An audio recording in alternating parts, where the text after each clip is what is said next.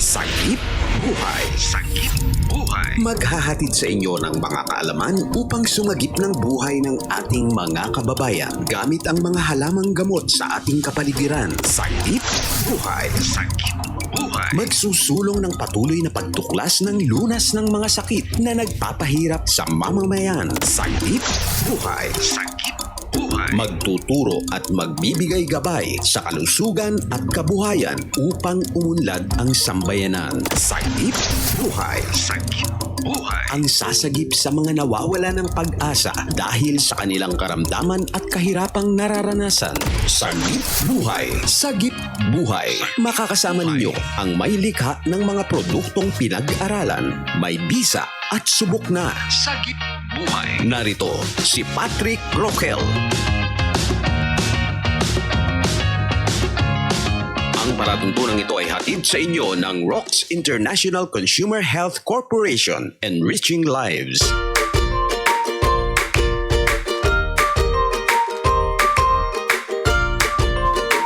Magandang umaga sa inyo mga kababayan sa Pilipinas at sa ibang parte ng mundo. Dahil kung saan makikita natin yung ating show na Sagip Buhay.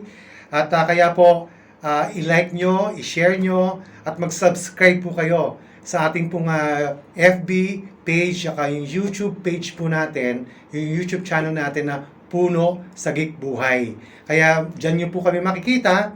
At sana po magkasama-sama tayo palagi kahit sa pag-like at subscribe niyo po sa ating mga pages na yan. So, andito po ngayon tayo live sa ating studio ng Katipunan Channel. Kaya po ngayon matutunghayan nyo yung mga usapin po natin regarding sa ating sagip buhay, kalusugan at kabuhayan. Kaya iniimbitahan po namin kayo na sana samahan nyo kami sa oras na ito at importante po yung mga pag-uusapan namin, mga napili naming topic para matutunan po natin, lumawak po yung ating mga kaalaman. Dahil we need to understand bakit po ito yung napili naming programa na andyan po yung logo namin, makita nyo, Sagip Buhay, Kalusugan, Kabuhayan. Meron tayong mga puno makikita dyan. At dun sa opening pa lang po sinasabi na pag-usapan natin about halamang gamot, paano tayo giginhawa sa mga halamang gamot nito, at paano yung madadala na itong kabuhayan sa atin. So yan po yung mga pag-uusapan natin. No? Dati po, kaya po tayo nagsimula sa programang ito. Ano niyo po, meron akong advokasya na ginawa. Kami po naman kasamahan ko sa aming farm. Ang kutawagin namin ay Puno Sagip Buhay. Okay? So meron po itong layunin na I plant, I share, I save community. So nagsimula po kami magtanim ng mga halamang gamot na yan, kagaya po yung nanabalitaan yung lagundi, no? Lalo ngayon na pandemya, no? At may mga sinimulan po kami way back nung pang 2010. No, nagtanim kami sa Batangas, nakarating kami sa Quezon hanggang sa Nueva Ecija, sa parte ng Central Luzon, kung saan ay isa po kami sa mga nagpadami ng mga halamang gamot nito. Nakasalukuyan, binibili ng maraming tao sa butika, sa mga supermarket, sa mga kung saan natin nakikita mga tindahan, no, na available ang mga gamot nito. Kaya importante na bakit nga ba nandito itong mga halamang gamot nito? Paano ba ang paggamit nito, anong kahalagahan nito sa kalusugan natin, at ano yung mga pwedeng maging hanap buhay na mararating natin out of this advocacy ng Puno Sagip Buhay. Kaya samahan niyo po kami at gawin po nating very lively at entertaining itong programa, at just be there at subscribe, like, at tangkilikin niyo po ang ating palatuntunan ng Sagip Buhay. At syempre, makasama natin ang ating katuwang sa programang Sagip Buhay, si Miss Cathy Cruz. Okay, magandang araw po. Magandang araw sa lahat din ng ating mga tagapakinig. At isang magandang karangalan po, magandang pagkakataon po itong ibinigay nyo sa akin bilang katuwang po ninyo dito sa inyong advokasya na Sagip Buhay. At tunay nga, kayo naman ay kilalang-kilala ko na rin, Sir Patrick, no? At isang magandang oportunidad po ito para sa akin at syempre sa lahat po ng ating tagapanood ngayon, dahil siguro ako na marami silang matututunan mula sa inyong karanasan at kaalaman na rin. At syempre, hindi lang matututunan kundi magsisilbing inspirasyon, di ba, Sir Patrick? Yes. Alam mo, Cathy, Sabi ko nga doon sa advocacy ng Puno sa Gibuhay, I plant, I share, I save community. Yeah. Now, ginawa ko na yung tumulong paano pagandahin ang kalikasan through this halamang gamot. So, yan yung I plant. But I plant, hindi lang ako yan. Yun yung mga kasamahan na mga farmers, no? Yung mga talagang maasahan natin na pwedeng tumulong sa programang ito. Now, nandun ako sa I share. Okay? From that plant kasi, nakita ko nung ibinahagi ko yung konting na pag-ipunan namin, no? At from zero talaga, lumaki na lumaki ito. Hanggang sa naging supplier nga kami ng mga raw materials na yan, na nagagamit ng maraming tao ngayon sa kanilang kabahayan. Lalo kung may sakit sila sa ubo, or nilalagnat sila, something like that, no? So talagang nakatulong. Now, ito yung programa na I think this is a time to share na ano ba yung mga naging karanasan namin dito, ano ba yung mga kaalaman namin na pwede kong i-share din dito. So, maraming bagay. Kaya natutuwa ako at nagkaroon tayo ng Puno Sagip Buhay na programa. Oo nga Sagip po. Buhay na programa. Oo nga, at saka talagang kumbaga talagang dito nila mahuhugot yung tunay ngang sagip buhay, kasi ibig sabihin hindi lamang po mga kaalaman yung pwede nating ibahagi sa kanila, kundi lalo na sa kalusugan. Sabi nga nila, 'di ba, Sir Patrick, is health is wealth. Yes. 'Di ba? Yes. At hindi lang tungkol sa kalusugan, kabuhayan, kung papaano rin sila mabubuhay Yes. out of this halamang gamot na Yes. matatagpuan mo lang dito sa ating Right. bansa, di Yeah. ba? Tsaka alam mo, kung to share, importante yung magsimula tayo sa experiences. Yes. 'Di ba? Kasi yung experiences ano na yan dumaan na sa buhay mo.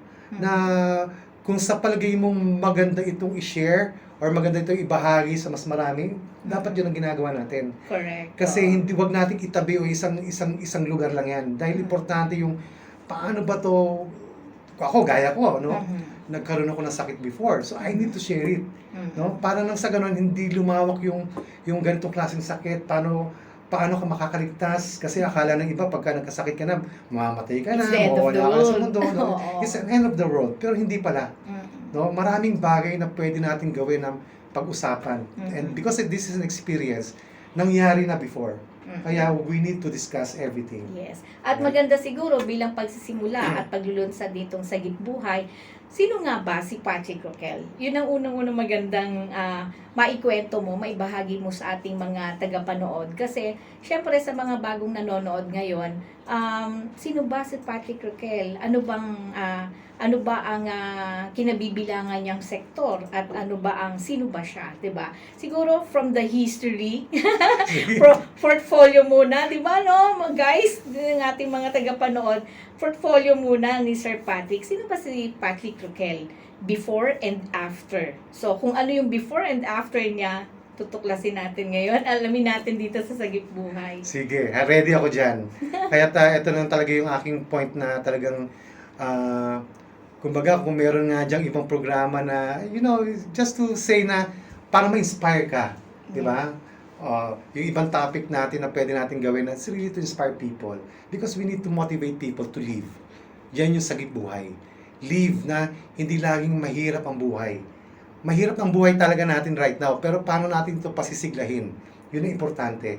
Kaya positive lang tayo, tsaka laging lumalaban. Di ba? Kasi ang buhay laging, ang daming challenges Di ba? Kaliwa, kanan, harapan mo, sa likod mo, ang daming challenges. Ang daming sasabihin mo, kalaban ba to? Kakampi ba to? No? Ikaw lang makakaalam nun.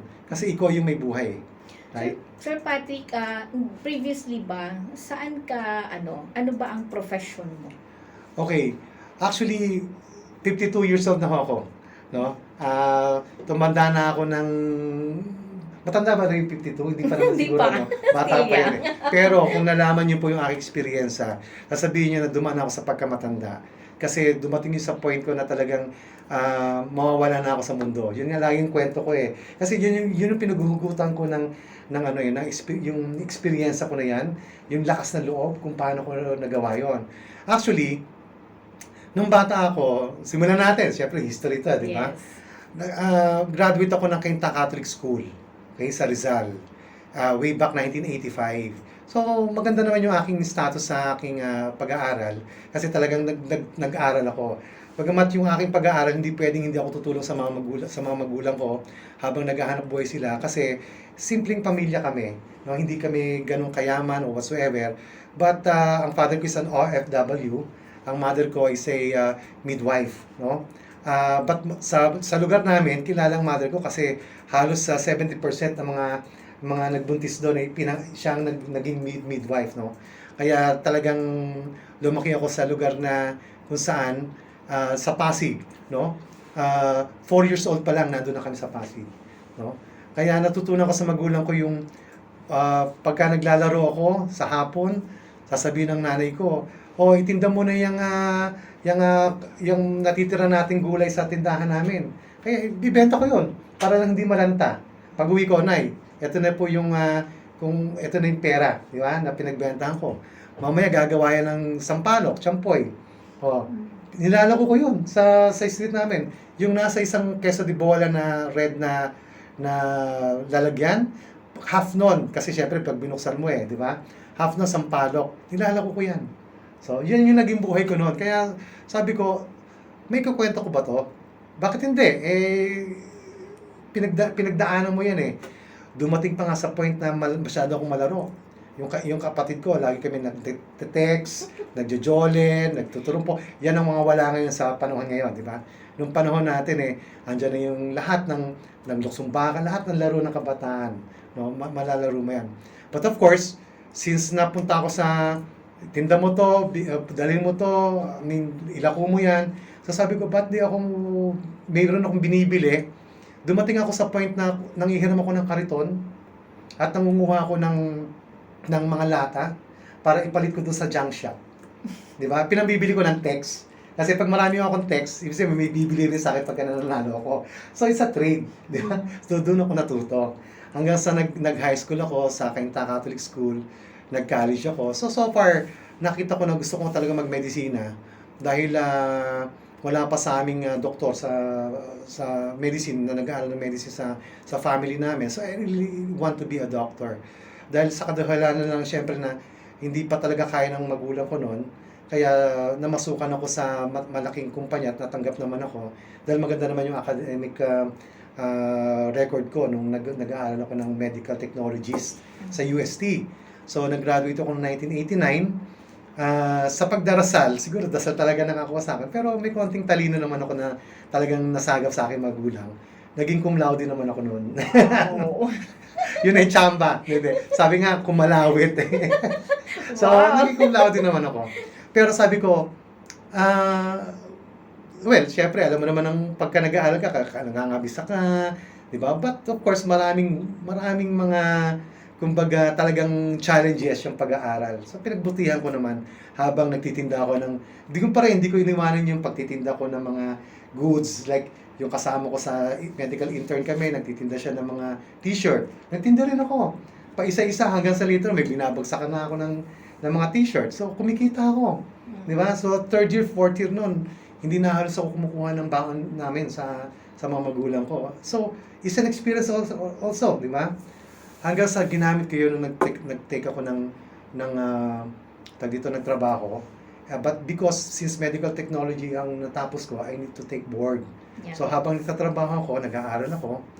And true enough, nagdarasal ako kay Mother Mary, kay Our Lady of Lourdes. Kasi February 11 ang aking birthday. O sabi ko kay Our Lady of Lourdes, tulungan mo naman ako. Mahirap magbanggit, pero sabi ko, kahit top 11 lang. Mahirap, hindi mo lang pwede maging top 1, di ba? Kung ganun kagaling Pero tulungan mo. Pero true enough, after taking the board, nung nag-release ng result ng board examination, 11 ako. Oo. Di ba? Wish granted. Wish granted. Kaya sabi ko, thank you Mother Mary, thank you Lord. Di ba? Kahit Diba? top 11 lang. Tsaka nagtatrabaho ako. So sabi ko, experience na naman to. Diba? So, natutuwa ako kasi, but of course, yung mga experiences ko na yan, nakuha ko yun sa paligid, sa mga kaibigan ko, sa magulang ko, diba? Sa mga classmate ko, sa mga barkada rin ako, kung saan ako nakakarating Pangasinan, 100 Island, hindi na alam na magulang ko yan. Pero may pera ako di ba? Kaya Kasi bata ka pala, Bata talagang pa ako, meron ka 18 ng years old, entrepreneurial, Oo. entrepreneur, Doon ko mind. naman nakuha na talagang yun yung naging, kumbaga, lesson ko sa life ko na hindi ko pinabayaan. Mhm. Sabi ko, hawak ko to eh. Di ba? Hanggang sa nagtatrabaho ko sa Unilab, ha? Oo. Medtech ako, top board 11 ako. Pero ang trabaho ko noon, nagpo-poster ako, nagdidikit ako ng mga poster Talaga sa butika. sa Unilab? Yes, kasi yung mga dinadala kong product, yung mga kinikerry ko, yung by Jessie, Oo. Yusef, yung mga advertised brand Oh, yeah. ng Unilab. So, pagka nandun kami sa butika, at nagpa-follow up kami ng mga orders niyan, kami yung marketing eh.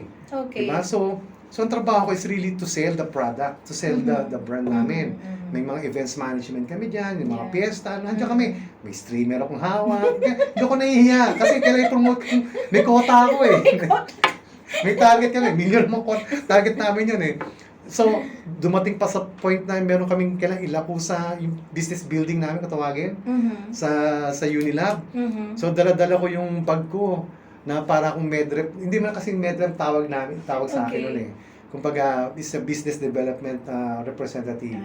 So, dala-dala ko yung bag ko na halos nag-allergy yung aking kamay. Oo. Ang laman nun, mga dibote, ng Okay. Revicon, May mga UHP. sample Hindi, products sample yun, ba? mga commercial products yun. Commercial products. House to house namin yan. Oh. Bahay-bahay. Di ba, bote-bote yan, dala-dala, bit-bit ko yan. So, Ang kailan may sakit sa pakita kamay ako sa mo. boss ko na nakakabenta ako, di ba? Hindi ko pwedeng pabenta sa pamilya ko. Kailangan may number of the bahay, may mga customer. So, I have to interview these people. Kasi that's how to market the product eh. Okay. Kailangan alam mo kung ano nangyayari sa labas. Alam mo kung bumibenta ba yung mga produkto na yan. At saka nasusubukan na rin talaga Yes. mismo ng tao. Nasusubukan ng tao. Parang it's part of clinical trial. Talaga yung mga karanasan nito, talaga iniipon ko lang yan. Pero those are happy experiences. Yes. Kasi hindi mo And learning magagawa yan experiences. kung wala magtuturo sa'yo, Exactly. wala kang tinitingnan na history, di ba? Yeah. And dumating pa sa point na ito maganda naman sa naging position ko sa kumpanya. Dahil sa nung bata ako, may looks ako noon eh. May looks ka pa rin naman ngayon, sir. Ewan ko. Pero nung kabataan ko, slim ako, maganda yung tindig ko noon. Ako yung lumalabas sa mga TV show para pag may raffle kami. Oo. Kasi di ba yung tatandaan nyo yung mga, kunyari, pang negosyo, Okay. raffle promo ng Unilab, di ba? Kami sa mga kasamahan ko, kami yung kumukuha ng mga raffle entry niyan. Okay. May drop box kami sa butika. Yan, sa Southern Tagalog, Bicol ako na-assign nun eh. Tapos, kinukuha namin yung mga raffle entries, dinadala namin sa Mandaluyong. Bit-bit namin yun, ha? Nakasako minsan yun. Walang hiya-hiya na ganda-ganda ng lakad mo. So, nakarating ako sa mga TV shows, like Itbulaga, Salo-Salo Together, Lunch Day, Talaga? Itbulaga, yan, mga yan, napuntahan ko yan. Lamang Ako pala yung ng telebisyon. Ako yung kumukuha ng mga raffle entry, ako yung nag-a-announce. Di ba? Hindi nila alam ang ina-announce ko yung ano. Hindi. Kaya malakas ako sa mga butika nun eh. Okay. Yung mga hinahawa kong ba. But basically, syempre, sipag yan eh. Di ba? At gusto kong makita rin na yung sincerity mo doon sa mga kausap mo. Yeah. Basta maglagay lang kayo ng mga raffle entries, mali mo, mananalo kayo. Eh, hindi nila alam kung yung kumukuha. Pero walang daya yun, ha? Definitely. Kasi naka-television eh. Sila nananalo. Ang galing. Kaya nakakatuwa, kaya very ako noon, kilala ako doon sa area ko. Kasi talagang, alam nila hindi ko tinatapon yung mga raffle entries. Talagang talagang Tabyolo. dinadalo. From minsan Nasugbu, dala-dala ko yan. Wow. Batangas, dala-dala ko sa Manila yan. Talaga. So, ganun ang naging trabaho ko. Kaya talagang I really work sa masa, nakita ko yung takbo ng, ng negosyo. Para ka pala naging tulay nila. Yeah, and right now, sabi ko, this is the time na, this is kung paano natin i-share. Yeah. Lahat yan, natutuwa ako at na meron na tayong programa, You Cathy. become a channel of blessing to everyone. And I want that because I Yeah. want to inspire people na mahirap ang trabaho, mahirap ang hanap buhay, mahirap ang buhay. But of course, paano ito pasasayahin? Yun ang importante. And Diba? after that, na napunta ka dun sa what happened? After di- yung track So, record sa dami ano? ng mga, sa palagay kong enough yung aking mga experiences. So, 2006, 17 years akong nag-work sa Unilab. Mhm. At marami naman ako talagang learnings noon. So, alam mo naman ang ang experience di ba? Ang learnings So hindi naman yung sinusulat mo lang. Nasa pagka-experience nasa ano mo. Nasa isip tsaka at nasa dibdib- puso mo yan. Yes. Kung paano mo siya ginawa Yeah. So sabi ko magnenegosyo ako.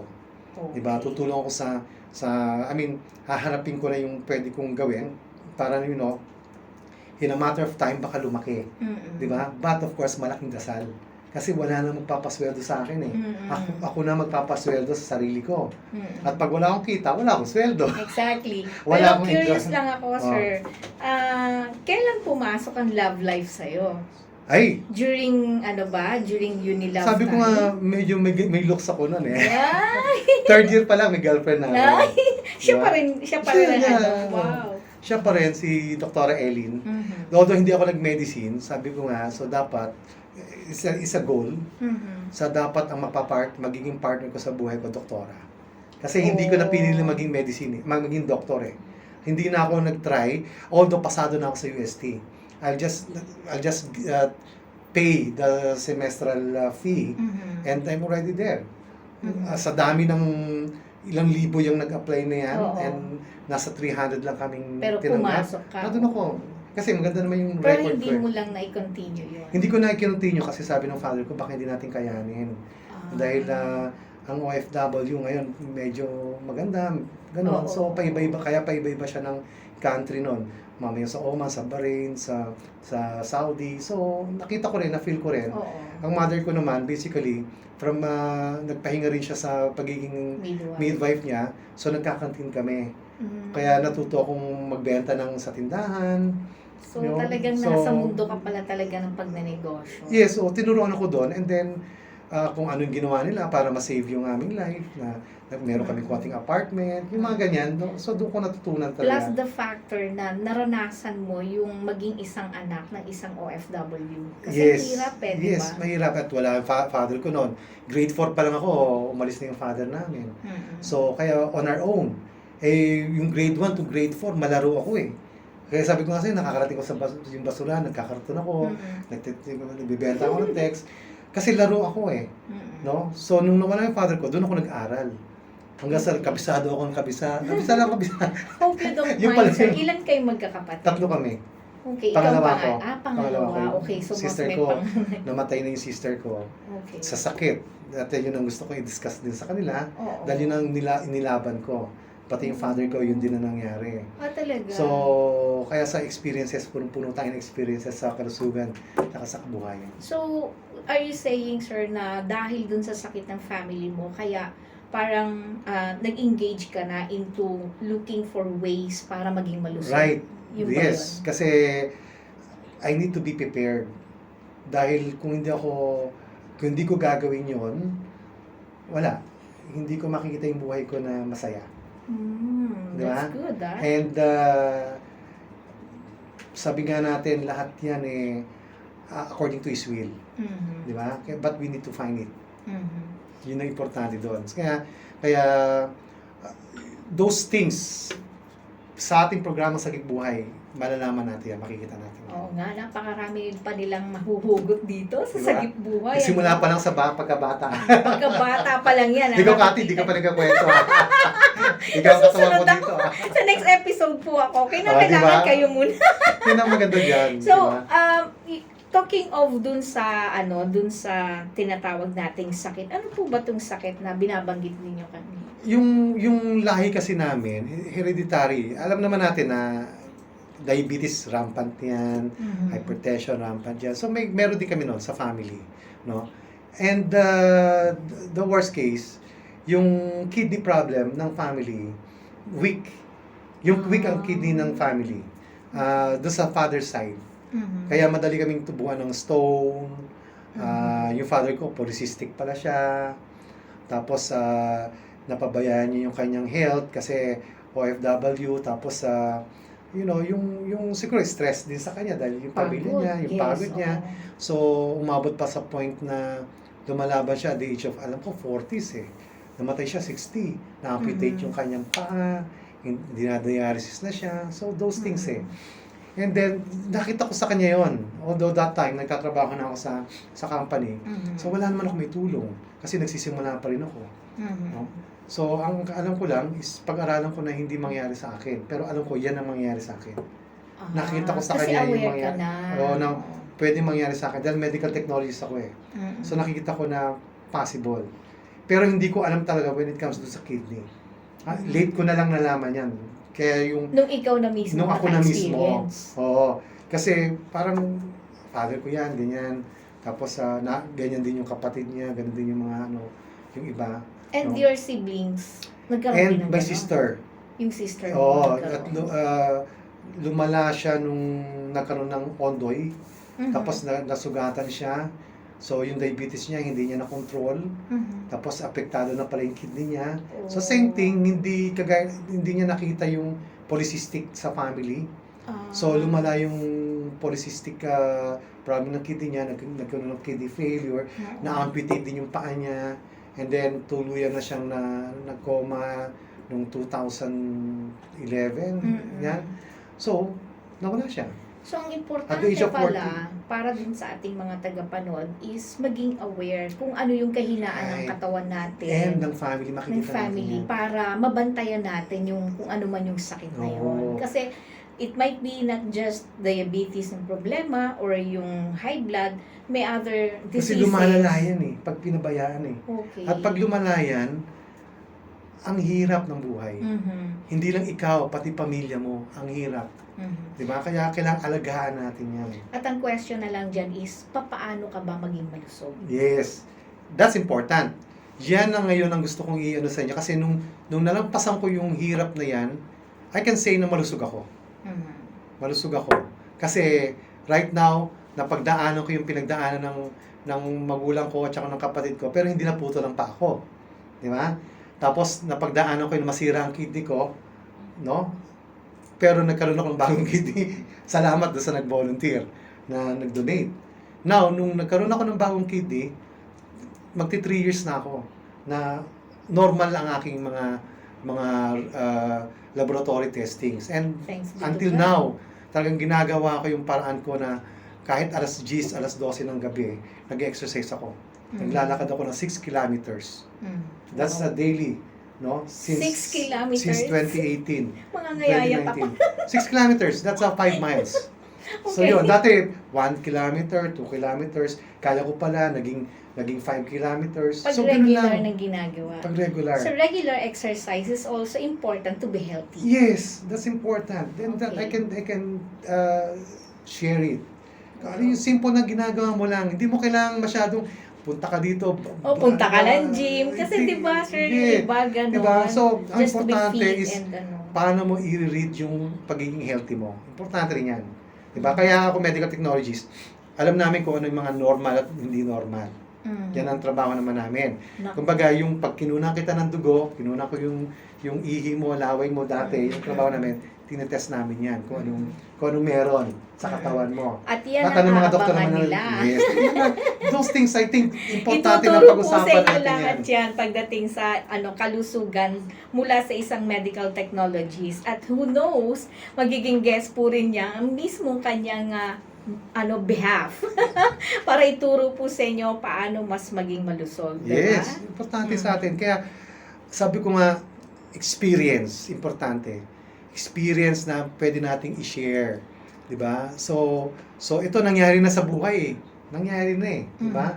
Kaya, this already passed and we move forward. Mhm. Diba? And why you put up this Sagip Buhay? What is your intention? Bakit ba ang dami naman pwedeng maging title ng show mo at marami rin namang pwedeng maging maraming project na klase. Bakit Sagip Buhay? Sagip meaning save lives eh, di ba? Yeah. So, from the word itself. So, paano natin sasagipin ng buhay ng isang tao? Di ba? Mahirap sagipin yung wala kang pera. Ang hirap yan eh. Exactly. Lahat problema natin yan. Pero yung buhay, basta may buhay ka, mahanap mo lahat yan. Mhm. Di ba? So, ano yung mga paraan na yun? So, tuklasin natin. Yeah. At pag-usapan natin, i-share natin, di ba? Yan yung mga dapat nating gawin sa programang ito. So, kailangan natin yung each and every participation, no? So that mapalawak natin yung usapan natin, maging maganda ito. Oo. Kasi kaalaman to eh. At through this we can solve a simple problem. Kaya po, Diba? lahat po ng nanonood ngayon dito sa Sagip Buhay sa pamagitan po ng ating himpilan, ng ating Katipunan Channel, ay maaari po kayo mag-iwan ng messages sa ilalim po ng ating pong kung saan nyo po kami napapanood sa ating Facebook and YouTube account ng Katipunan Channel, and of course, Sagip Buhay. Wag nyo pong kakalimutan, please like, share, and subscribe. Importante po yan para po malaman po namin kung ano po yung mga gusto po ninyo na talakayin po natin, at baka meron din po kayong problema tungkol sa kalusugan mula sa isang katulad po ni Sir Patrick na medical technologies, at ganon mula rin sa isang medical doctor na katulad po ng kanyang may bahay na si Doktora, di ba? And Ay Lord. pwede rin pong magbahagi po sa inyo ng mga impormasyon na makakatulong po sa inyo. Hindi naman po lahat ng bagay ay perang usapan, di ba? So, pero, syempre, meron po tayong tinatawag na pangkabuhayan na usapan din dito. Yes, Magkakaroon po tayo niyan dito sa Sagip Buhay. Di ba, Sir Patrick? Yes. At saka yung sharing natin sa kalusugan, kasi malawak yan eh. Di ba? At Yeah. hindi naman tayo doktor, pero we can consult a doctor. Mm-mm. Di ba? At kung ano yung naging experience ko, so yun lang pwede kong i-share. Yes. But of course, kung medyo malalim yan, hayaan nyo sa susunod na mga kabanata natin. Meron Importante yan. tayong Kaya mga panauhin. lagi kayong manonood sa amin. Lagi Yes. kayong mag-stay tuned sa aming programang Sagip Buhay. Exactly. Di ba? At nakakatuwa, Sir Patrick, no, dahil itong ating programa po na Sagip Buhay ay talagang hindi lang kalusugan ang ibibigay niya, kundi mga kalusugan, pangkabuhayan, ika nga natin, na mula dun sa mga halamang gamot. So, meron po kayong proyekto na talking of halamang gamot, siyempre, meron kayong proyekto na Puno Sagip Buhay. Ano po ba ito, Sir Pat? Okay, yung Puno Sagip Buhay kasi, nakita ko yung opportunity ng Lagundi, yung mga benefits actually, na talagang makakatulong to sa mga kabahayan at sa family. Okay? Lalo ngayon, pandemya. Right? At nakita nyo naman, paano yung usapan about vaccine, about paano pag hindi tayo ma-infect ng pandemyang ito. So, importante, no? Isisingit ko lang sa programang to na maintindihan nating lahat na yes, ang vaccine kailangan nating lahat yan, 100%, para hindi dumami at lumawak ang infection. But of course, may gawa ang Diyos na nandiyan sa paligid natin na makakatulong din ngayon sa Yes. pandemyang ito. Hindi lang natin nakikita. Although minsan nabanggit na yan sa TV. Siguro nakita niyo about solidarity testing ng Lagundi, ng BCO, di ba? Yeah. Oh, so pumasok 'yan na pantulong ngayon dito sa Sagip Buhay, sa pandemyang meron tayong karanasan Yes, right oo. now. At ang maibabahagi ko sa inyo, paano ako nakarating sa paglalagundi, no? O sa mga ibang halamang gamot na itinanim namin, i-share din namin sa iba't ibang mga farmers na kailangan nating pagdalhan ng mga halamang gamot nito. At yun ang naging advocacy namin sa Puno Sagip Buhay. Kaya yung I Plant, I Share, a Safe Community. No? Why Lagundi? Kasi way back noong 2008, it's really a sign. No? Dahil sabi ko nga, high school pa lang ako, nagdarasal na ako na bigyan mo ako nito, gawin mo akong ganito. Binigay.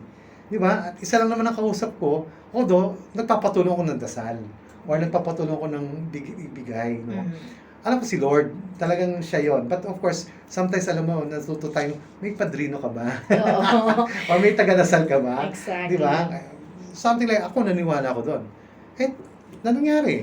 Di ba? So, hindi ko pwedeng hindi sabihin. Dahil it happened. Yun ang importante doon. Now, nung time na talagang down, sabi ko nga, 2006, umalis ako sa kumpanya namin, sa Unilab. Nag-early retirement ako, nagnegosyo ako. One year, ang ganda ng hanap buhay na tinayo namin. Kasi mga food supplement company yan eh. No? Dumating ang point na talagang may mga intention, yung mga ibang tao na talagang i-down ka or, bad intention talaga at first. So, yung isang taon na naghahanap buhay kami, talagang biglang bumagsak. Kasi nanakawan kami na hindi ko pa kinita yung amount na yan. So, instead na masiraan ako ng loob, which naikwento ko doon sa huling episode dito, sa simbahan ako tumuloy. Nagpatulong ako ng dasal dahil naniniwala ako sa dasal, naniniwala ako na may katulong ako, at ibibigay sa akin yung aking panalangin. although matagal ako nagdasal, 1 taon, hanggang sa nakita ko si St. Padre Pio, nagpatulong ako sa kanya magpagdarasal. So natulungan ako hanggang sa one Sunday, noong November 8, 2009, ibinigay sa akin doon sa pagdarasal ko sa altar namin ng 1 a.m. Kasi yun yung tahimik ang lahat, nasa isang lugar ka lang, na nag-iisa, na nagbabasa ka ng Bible kasi doon ka alam mong sasagutin. So, Ezekiel 47:12 yung pinagkaloob sa akin na mensahe. Ang sabi doon, every fruit trees will bear fruit for foods and its leaves for medicine to heal.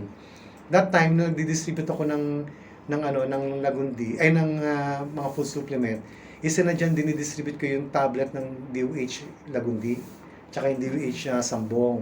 So those are medicinal herbal medicine, no, na available sa market at saka sa Pilipinas, no. So kilala ko sila as tableta. Although since hirap na hirap ang life namin noon, dahil sa nangyari nga sa incident doon sa negosyo namin.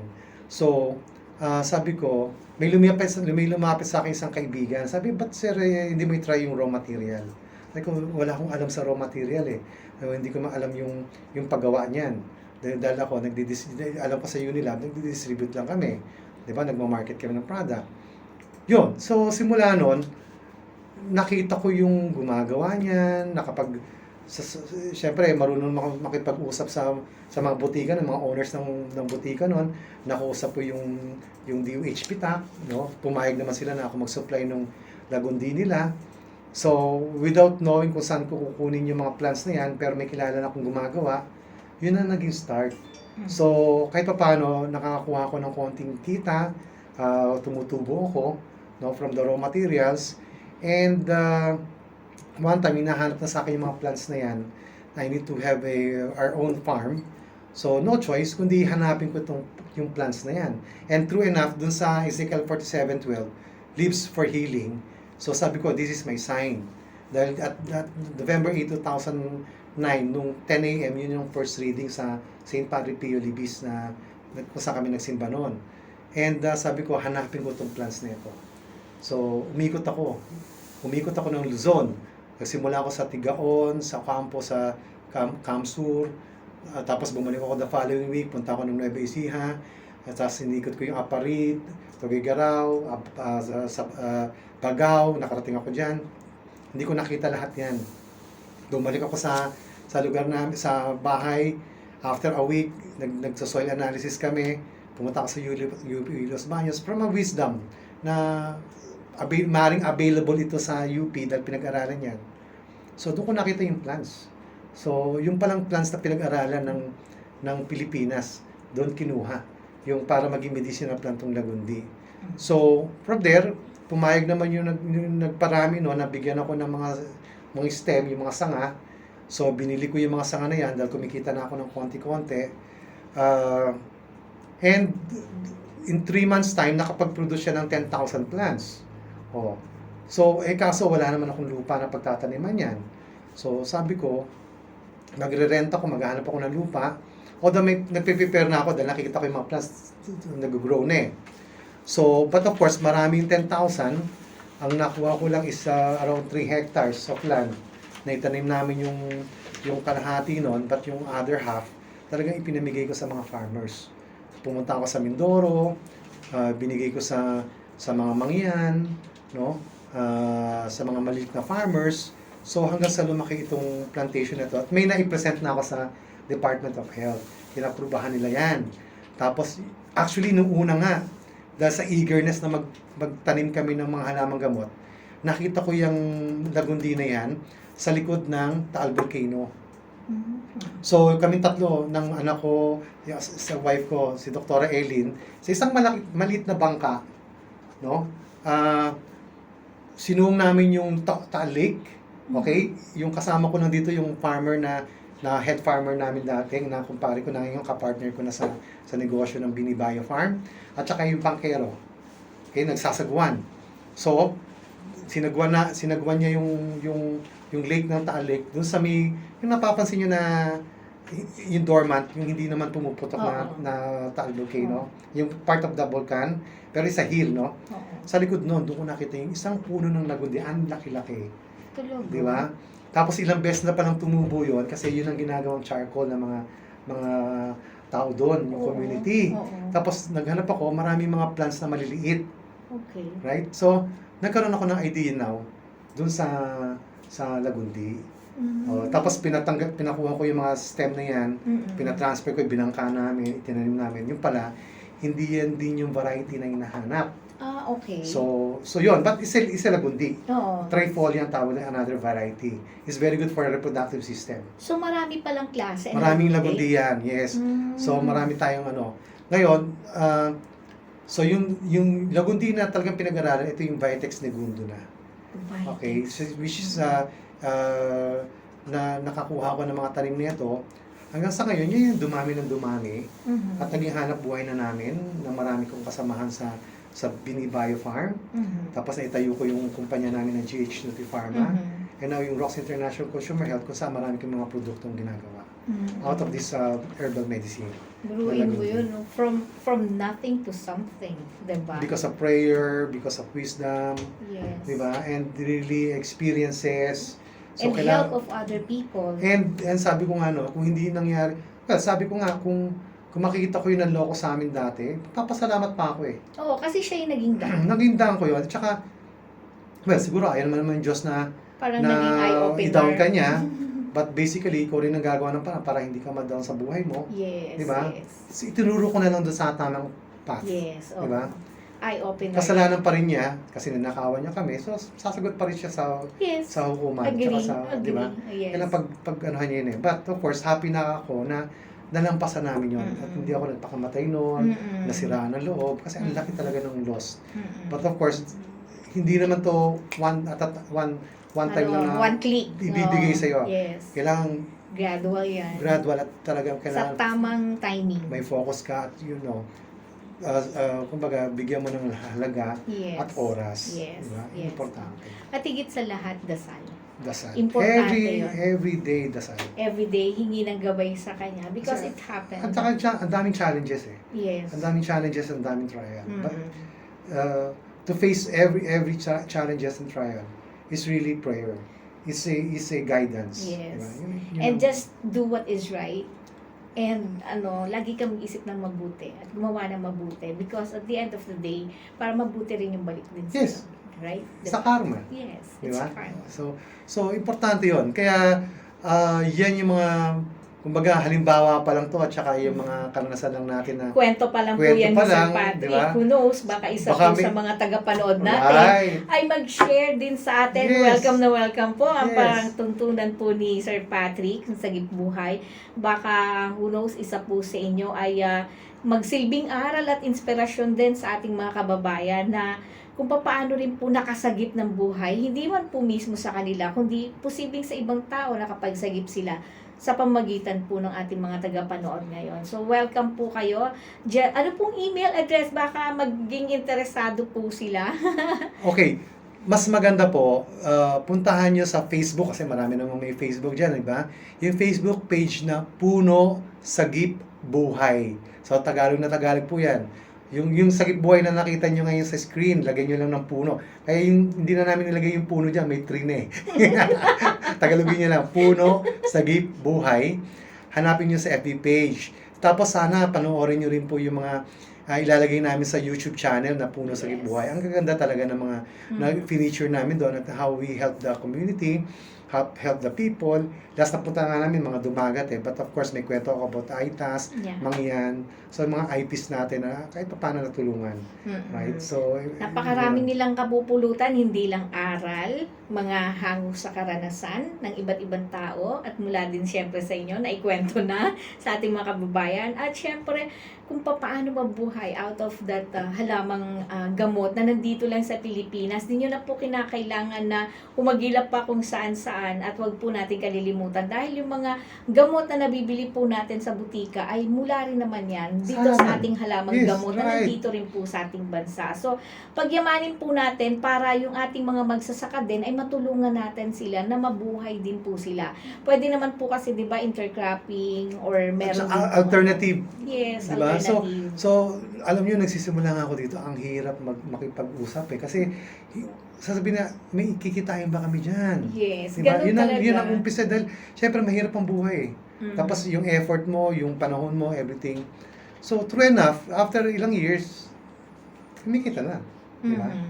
Oh, so, yun yung talagang nasasabihin natin may sagip buhay. Mhm. At hindi lang yan, kalusugan. Yes. So, hindi na kailangan pumunta ka pa sa butika at bumili ka ng kailangan mong gamot doon sa sakit ng ulo lang or, you know, sa ubo, sa nararamdaman. Kung meron kang kahit oregano dyan, Mhm. di ba? Yes, oregano. Nakaka-save. Kung alam mo mahilig ka sa maalat at kailangan mong ihi, kumuha ka ng sambong. Mhm. Yung mga ganyan. So it will save your kidneys, will save your hindi ka mauwi sa hypertension. Yeah. Di ba? Na, you know, ang mahal-mahal ng mga gamot. Mhm. Kahit may generic pang kung tawagin tayo ng mga gamot, still, kung maintenance na yan, di ba, hindi ka na pwedeng mawala sa maintenance drug mo. Sir Patrick, mayroon lang mga nagtatanong, no? Papaano raw kung halimbawa interesado sila magtanim? Papaano raw sila? Ano raw yung requirement para raw pwede sila magtanim ng mga halamang gamot na available sa inyo? Paano raw sila makakatulong? Kasi syempre interesado rin daw po sila. Okay, alam mo yung mga halamang gamot nito, kahit sa paso pwede. Di ba? Mhm. Oh, so, kung pansariling gamit lang, alam mo maraming mga available na pwedeng bilhan sa mga Manila Garden, yung mga ganyan. Manila seedling. O Manila Seedling. Yeah. So, marami dyan nakita ko dahil nagtanong-tanong din ako dyan eh. Mm-mm. No? Or, kapitbahay nyo, baka may puno ng lagundi. Or may mga puno ng sambong dyan. So, pipitas ka lang eh. Since lahat tayo, minsan nasa YouTube, hanapin nyo doon. Ako kasi pag nagtatanong ako, even sa Google, how to plant lagundi tree. Ganun. How to, yan. Ganun lang. Ay, School of Google. Oh, Google. Di ba? Oh, tapos YouTube. Planting School of YouTube. Makakita ka minsan eh. So, gayahin mo lang. Mm-mm. Di ba? But of course, kung mga malakihan yan, within Luzon area, Yeah. we're here. No? Para, you know, tulungan kayo. Kung gusto nyo magkaroon ng malaking hanap buhay, no, na maging source of raw materials din, na Yes. gaya ng ginagawa namin, we can help. Oo. O, di ba? Yeah. We can provide, sometimes we even provide nga yung mga stems, yung mga Oo. ganyan. And Hindi ko how about binibili. training, sir? Training. Magtuturo rin ba Yes, kayo? yeah. So, abangan nyo That's yan, part of guys. sharing. That's part of, you know, na hindi namin ipagkakait. Kasi lahat tayo kailangan magkaroon ng... And probably one of our show ay talagang online, magtuturo po sila. Yes. Oh. So, meron po kaming presentation sa inyo. Kung gusto coming nyo from our pagtanimin, resource magtatanim speakers. ako. Hindi tayo yung power namin. Magaling talaga. So, abangan Pero magaling, nyo po magaling sa yan. magtanim. Alam mo, nanay ko, mother ko. Talaga? Dati Oo. nagbobonggabilya yan. Talagang Kung ano, galing. ano Kaya sabi ko talaga. noon, yung aking tree, yung sa family tree, you know, kasi kami mga farmers, yung lola ko, no? Yung mother ko, may konti kaming bukid. Yung malita ko, talagang kasama ako ng auntie ko, ng lola ko para magbantay doon sa pag-harvest ng mga palay. Kaya lumusog din ako sa tubigan at nandun din ako para makita ko yung mga farmers natin kung paano sila mag-ani, magtabas, paano, you know, something like that, no? So everything na experience natin, at importante yun eh. Right? So sa pagtatanim, may green thumb naman ako.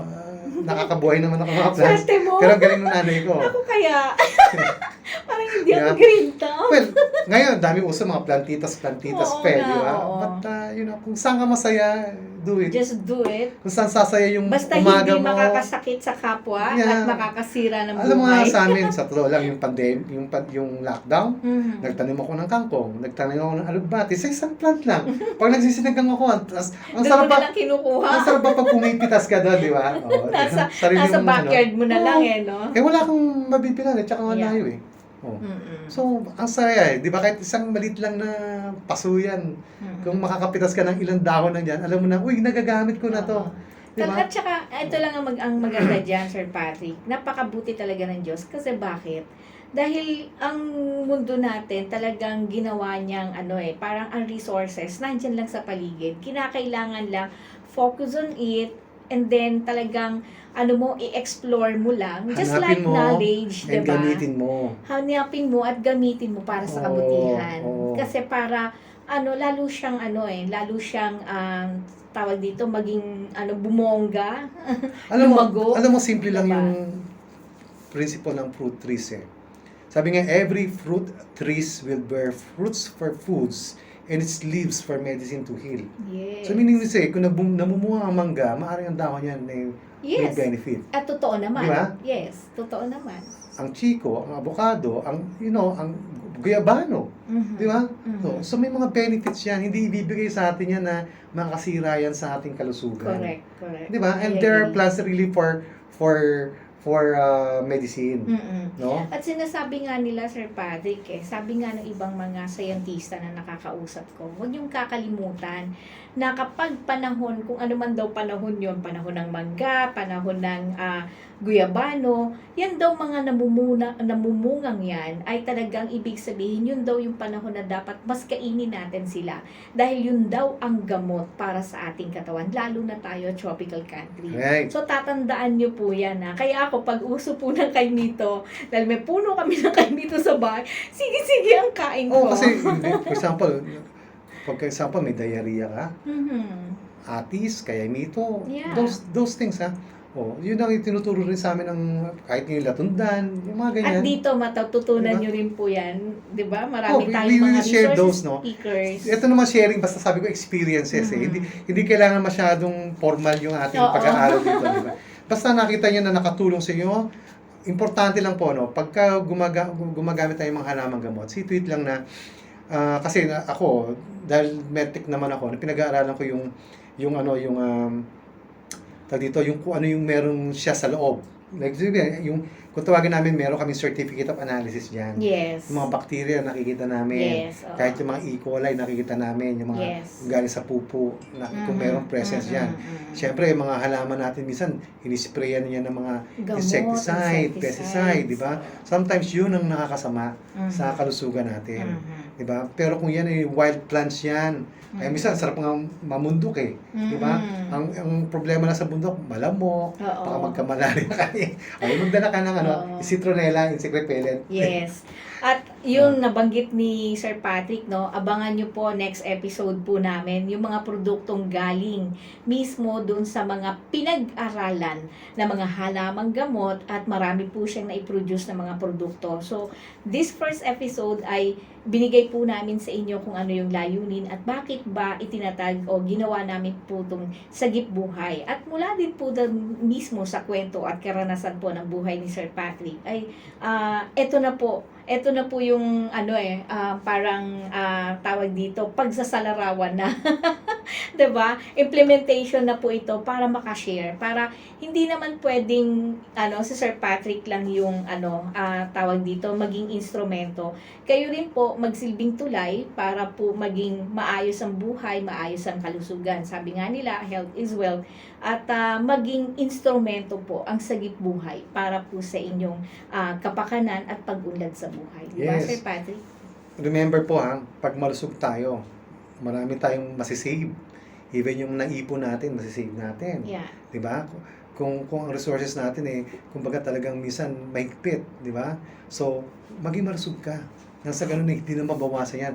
May bigay natin yan sa tamang kung kailangan pagkain ng pamilya, 'di ba? So, importante yan. Kung malusog ka, marami kang magagawa. 'Di ba? Marami kang may share. So, 'yun. Kaya